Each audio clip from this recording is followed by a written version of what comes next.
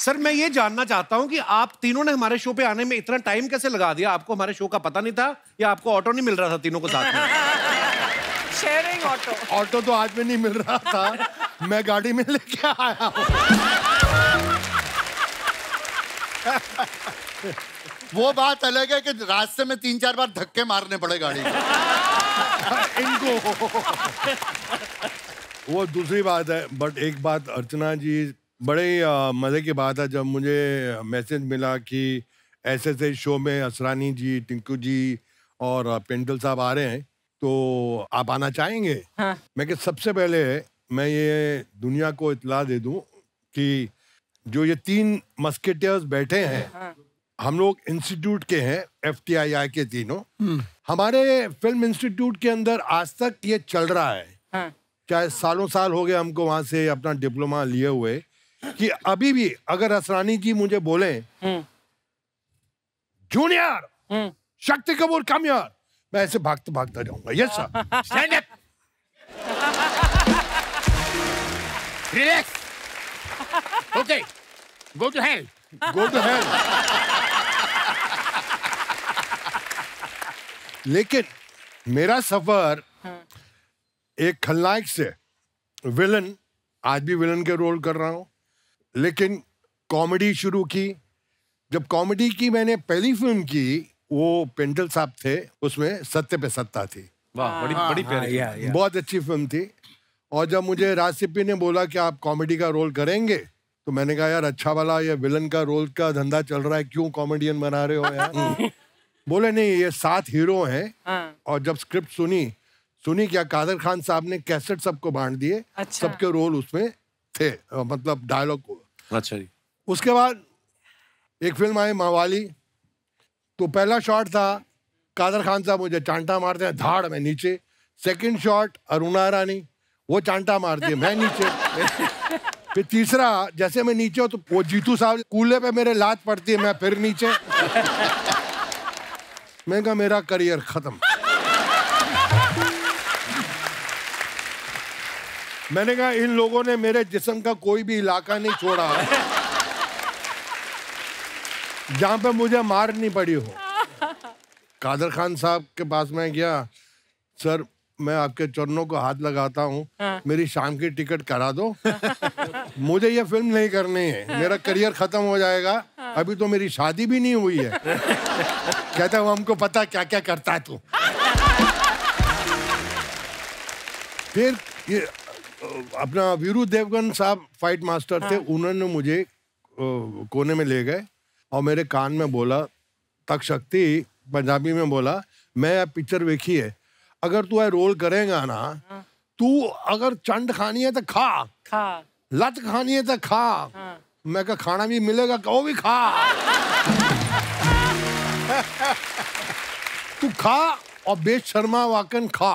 अच्छा। तू एक जो पिक्चर रिलीज होगी, तेरे को क्या नाम मिलेगा, पर हुआ वही।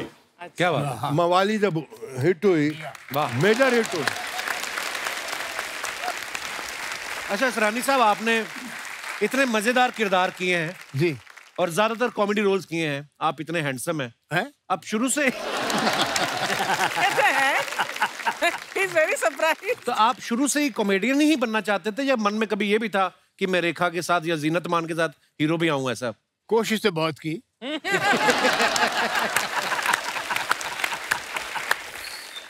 मगर मैं फिल्म इंस्टीट्यूट में था तो वहां की डिप्लोमा फिल्में बनती थी। अच्छा 10 मिनट की।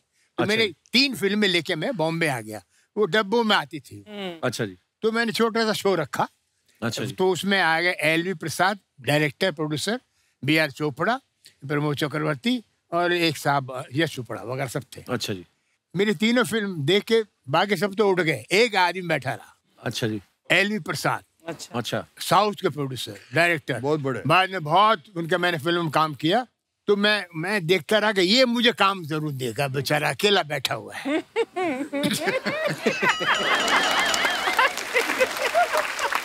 मैं खड़ा हो गया, जाने लगे।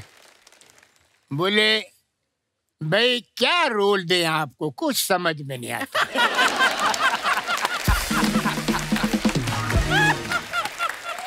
हीरो आप लगता नहीं, विलेन हमारे पास बहुत हैं। कैरेक्टर आर्टिस्ट की कमी नहीं। मैं क्या रोल दूं आपको? मैंने कहा सर क्या करूं मैं? नहीं बेटर है वापस जाओ। तो मैंने कहा मैं तो जयपुर जाया था। वहीं जाओ। मैंने डब्बे उठाए और वापस चला गया पूना। जयपुर नहीं गया, मैं जयपुर मारेंगे लोग, डब्बे लेके आ गया। वापस पूना गया। वहाँ बैठा लेक्चरर रहा। बने। तो शुरू में ये बड़ा हमारी स्ट्रगल इतनी जबरदस्त थी कि मतलब पूना से हर हफ्ते हम लोग आते थे स्ट्रगल करने। कम एक्टिंग कोर्स करने के बाद 5 साल लग गए लोकल ट्रेन में आना, पूना से बॉम्बे, बॉम्बे जाना जाना। और पहली फिल्म मिली गुड्डी। हाँ, बड़ी बड़ी प्यारी फिल्म थी। गुड्डी ऋषिकेश मुखर्जी साहब की, जिसने मुझे मेरी पहचान कराई। वो भी कैसे मिली? मैं ऋषिकेश मुखर्जी के साहब के पीछे जाता था। मैं 5 साल से लगा था उनको बंगले पे। बोले अंदर मत आना, कुत्ता है, कुत्ता है, कुत्ता है। जैसे मैं आऊं 3 कुत्ते छोड़ दे। मैं बोलूं दादा नमस्कार, कुत्ते बोलते वापस। एक दिन आ गए। एक दिन गुलजार साहब, 2-3 बंगाली असिस्टेंट, खुद ऋषिकेश मुखर्जी जीप में आके पूना फिल्म शूट में उतरे। बोले असरानी। अरे मैंने कहा आपको रोल मिला। तो बोले इधर आओ, इधर जय बहादुर कौन है? अरे मेरे हाथ साल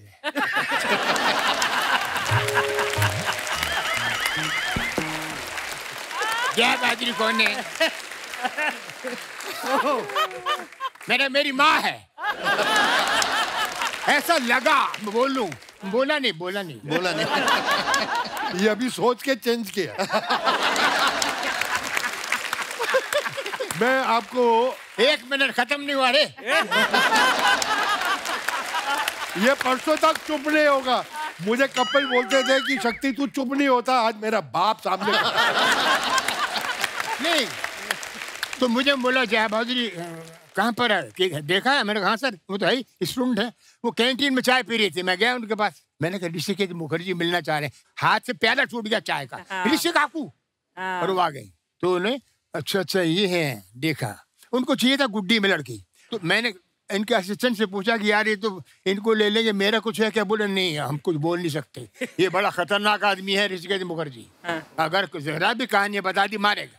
तो मैं गुलजार साहब को मैंने बोला गुलजार साहब लड़की ले रहे हैं जय बहादुरी को, मेरा कुछ है क्या? बोले यार तू बोलना नहीं, कुछ छोटा सा रोल है, जो लड़का हीरो बनने आता है एक्स्ट्रा बन जाता है। मगर बोलना नहीं, मेरा नाम मत बोलना रिश्ता को। ठीक रिश्ता आ गए। बस बैठने वाले गाड़ी। मैंने कहा दादा प्रणाम, 4 साल हो गए। हाँ मालूम है।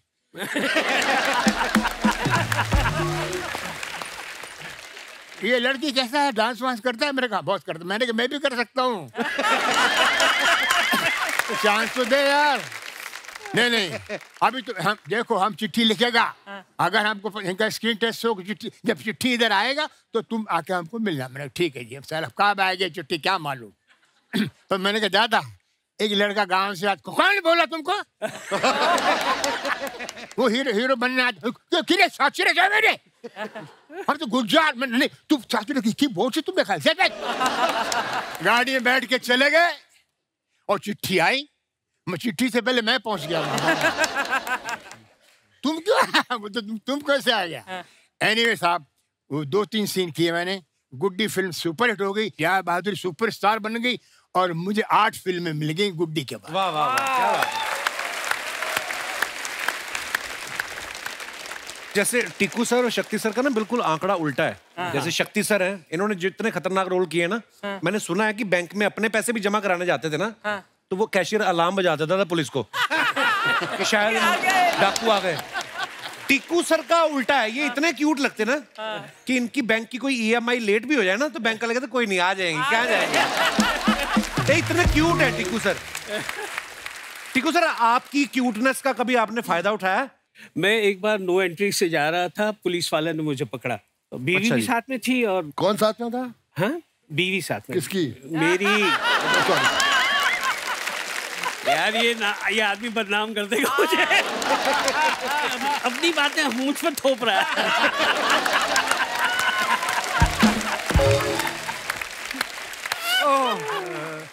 अब मुझे पकड़ा, उन्होंने साइड पे रोका और वही ट्रैफिक हवलदार, अरे सर आप हैं?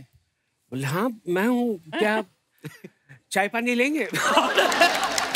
तो बीवी बोलती कमाल है, और इनको पकड़ते हो तो चाय पानी देते हो। और फिर मुझे कह रहे हैं कि आज हम घर पे जाके बताएगा हमने आपको पकड़ा। तो मैंने कहा मैं घर पे जाके बताऊंगा आपने मुझे छोड़ा। वाह यार वाह। तो these are the things which हमको एक कहते हैं ना कि ये सारी चीजें मिल जाती है once you are known and जी। टीकू सर, शुरुआत कैसे हुई थी आपकी? आप कैसे आए फिल्मों में? मैं एक्चुअली थिएटर करता था। फैमिली में कोई था आपकी एक्टिंग फील्ड में? नहीं कोई नहीं था। मेरे पिताजी तो डॉक्टर थे। अच्छा जी। और मैं एक ही था जो। आप भी सीनियर लॉयर लगते हैं हाई कोर्ट के, है ना? तो आज पहना भी है। काश बनता।